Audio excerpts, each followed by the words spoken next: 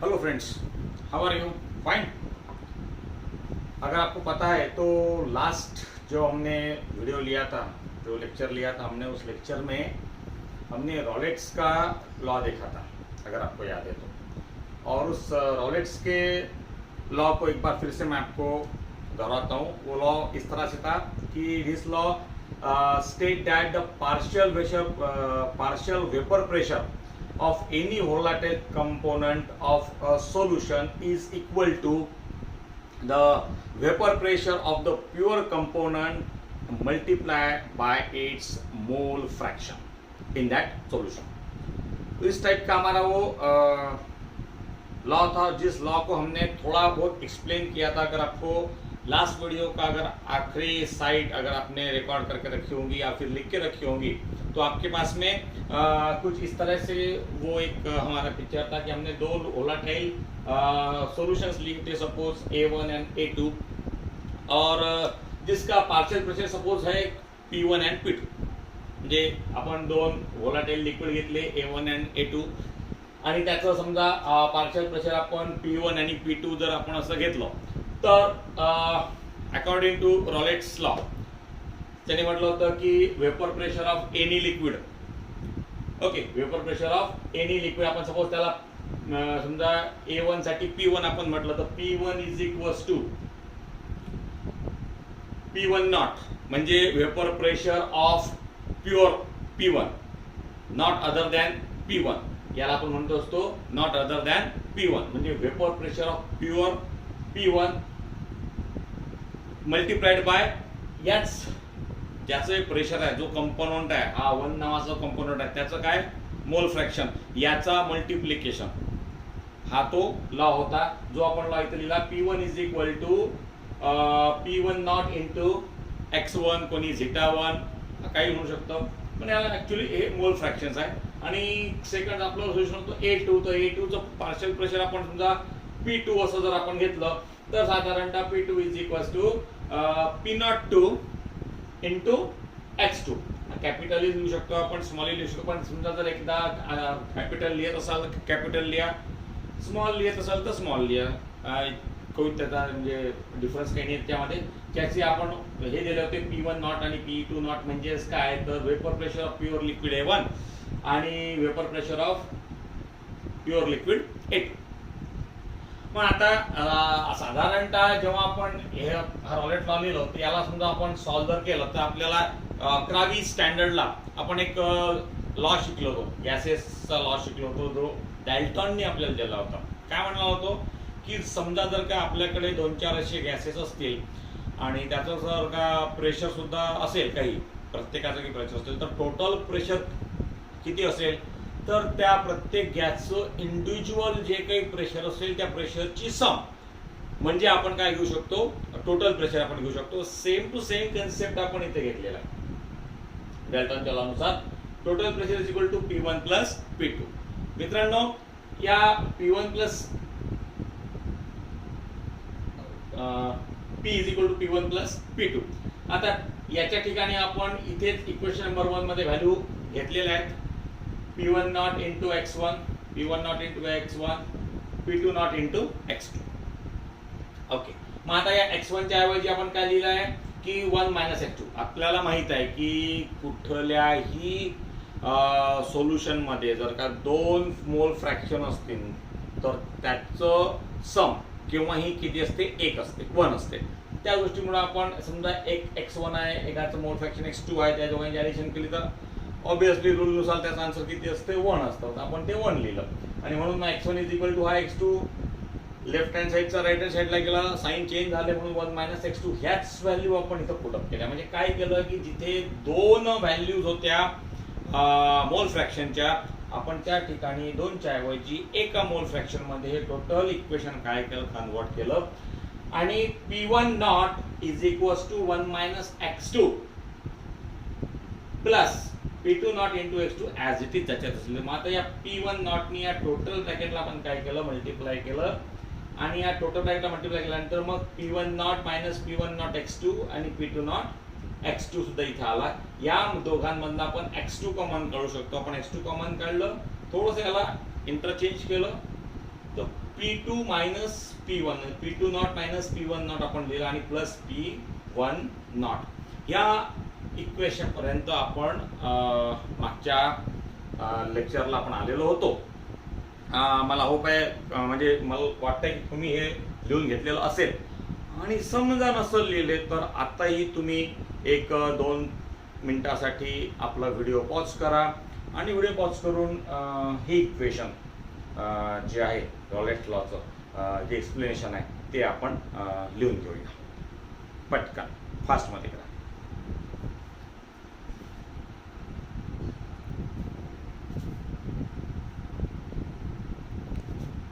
Okay, आता आपण जे इक्वेशन घेतलेलं होतं ज्याचं एक्सप्लेनेशन आपण केलं त्याचं ग्राफिकल रिप्रेझेंटेशन आपण करूया. फार सोपं आहे, लक्षात घ्या.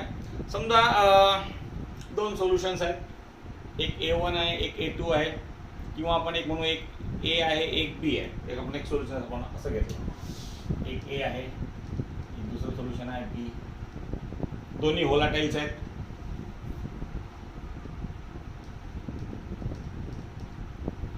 दोन्ही कसे आहेत? व्होलाटाइल सोल्युशन्स आहेत. मग व्होलाटाइल सोल्युशन आहेत ते याचं काहीतरी व्हेपर प्रेशर असेल. समजा या A1चं व्हेपर प्रेशर P असेल, तर मग अकॉर्डिंग टू रॉलेटचा लॉ आपण लिहू शकतो PA is equal to P naught A plus zeta A, mole concentration of A pure आहे. Bचं आपण लिहिलं तर PB व्हेपर प्रेशर P काय असेल तर partial pressure B is equal to vapour pressure of B P naught B plus multiplication. Okay, multiplication of zeta. आता याचं समजा ग्राफिकल रिप्रेझेंट करायचं आहे आपल्याला. एक लक्षात ठेवा, हे ग्राफिकल रिप्रेझेंटेशन दोघांचं एकसाथ करायचं आहे.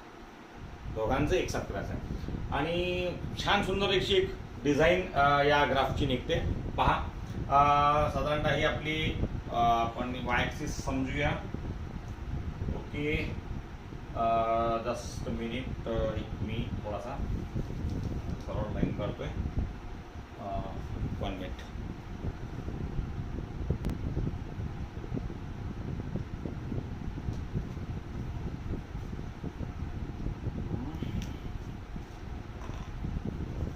समजा आपण घेऊया वाय ॲक्सिस आणि ही घेऊया आपण एक्स ॲक्सिस. ओके, आणि ही घेऊया पुन्हा आपण एक वाय ॲक्सिस.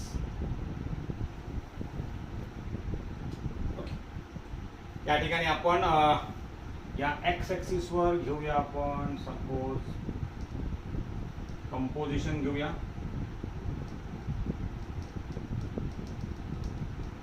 आणि वाय ॲक्सिस वर आपण घेऊ पार्शियल प्रेशर.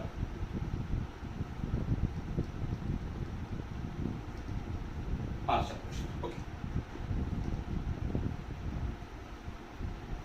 आता समजा असं कन्सिडर करायचं की या ठिकाणी या स्पॉटला मोल फ्रॅक्शन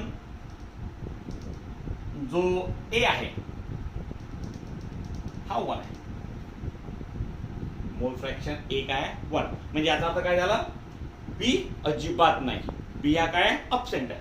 म्हणजे आपण असं म्हणू शकतो की आपण mole fraction of B is equals to 0.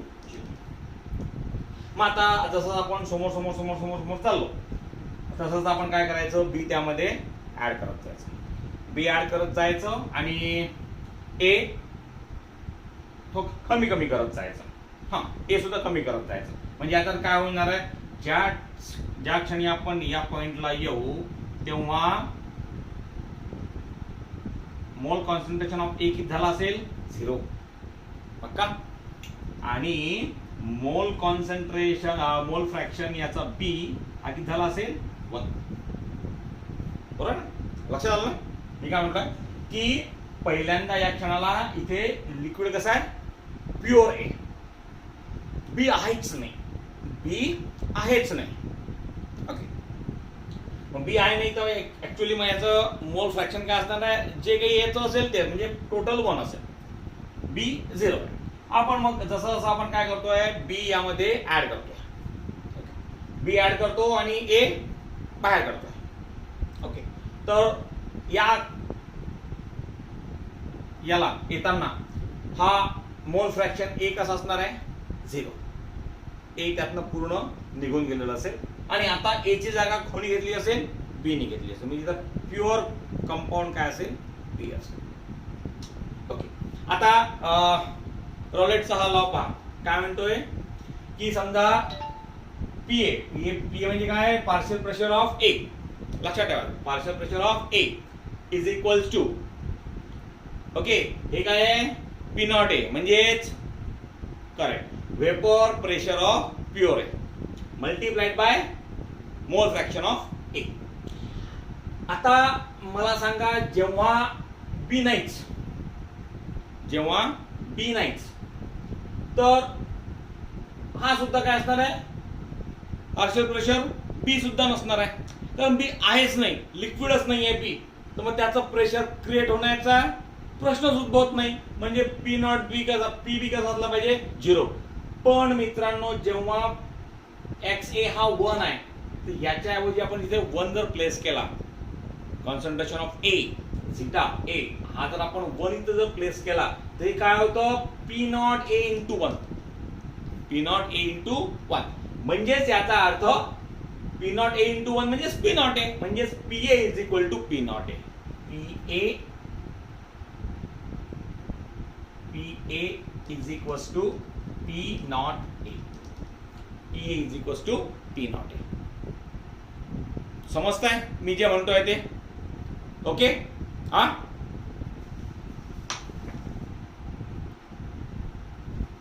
बघा, आता इथे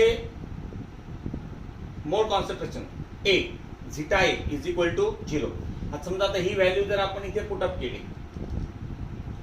x A is equal to 0, zeta A is equal to 0, ही व्हॅल्यू जर आपण इथे पुटअप केली, काय, P not A into 0, P not A into 0, anything into 0 is equal to 0, म्हणजेच पार्शियल प्रेशर ए इथे किती असणार आहे, 0. इथे किती असणार आहे, 0. आता जसं आपण इकडे येतो तेव्हा हा झिटा ए किती होतो, 1. हा झिटा ए 1 झाल्याबरोबर आपण काय म्हणतो, P A is equal to P not A, म्हणजेच इथे पी ए किती असला पाहिजे, हा पी इथे असला पाहिजे पी नॉट ए. समजा मी हा इथे आला,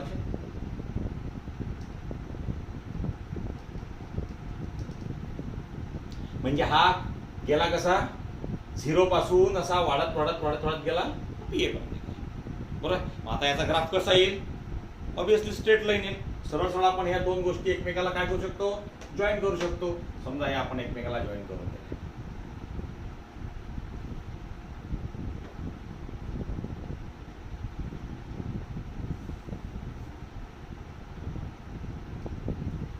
करेक्ट, यस ऑर नो. म्हणजे हा ग्राफ कसा झाला, हा ग्राफ झाला P A, P A is equals to P not A plus, sorry not plus, multiplied by, correct. Okay, आता याच्या एकदम आता विरुद्ध बघूया. जेव्हा झिटा बी 0 असेल, हा झिटा बी 0, तर याचा अर्थ काय, 0 into this 1 is equal to 0, so P B is equal to 0. मग P B is equal to 0 आहे, इथे कसणार आहे 0. 0 काय आहे, P B partial pressure B, कारण इथं ती सोल्युशनच नाहीये, ते सोल्युशन नाहीये म्हणून तो व्हेपराइज होणार नाही, व्हेपराइज झाला नाही म्हणून त्याचं प्रेशर सुद्धा क्रिएट होणार नाही, म्हणून आपण इथे काय घेतलं, 0 घेतलं. आता हळूहळू आपण हे ऍड करत चाललोय, करेक्ट, ऍड करत चाललो. आता एक अशी वेळ आली का आता फक्त सोल्युशन बीच राहिला आहे, ए काहीच राहिला नाहीये, म्हणजे concentration of B is equal to किती आहे, 1. मग आता हा 1 इथे पुटअप करा, हा 1 पुटअप केल्यानंतर काय होणार आहे, की P naught B into 1 is equal P naught B, म्हणजेच P B is equal to P naught B. म्हणजे समजा आपण घेऊया आपण P naught B.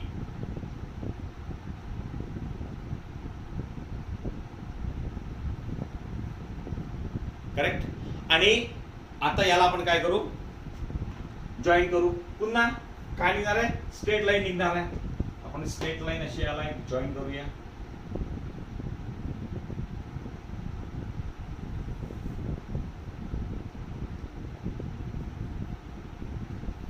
Okay, now what is the equation of this line?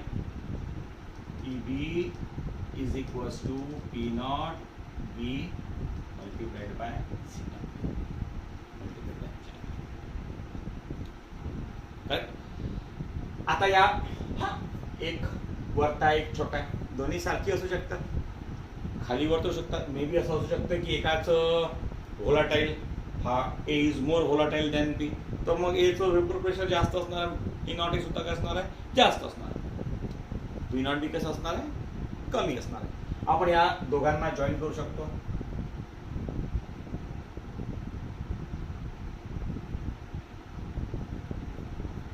He line कशी झाली, ही line झाली आपली total pressure. E is equals to P A plus म्हणजे याप्रमाणे आपण रॉलेट्सचा जो लॉ आपण शिकलो आणि त्या लॉचे जे आपण दोन इक्वेशन्स काढले होते, या दोन इक्वेशनचा आपण या ठिकाणी ग्राफ सुद्धा काढू शकतो. ओके, हा हे एकदा तुम्ही लिहून घ्या, ग्राफ आपल्या नोटबुकवर एक्झॅक्टली ते लिहून घ्या.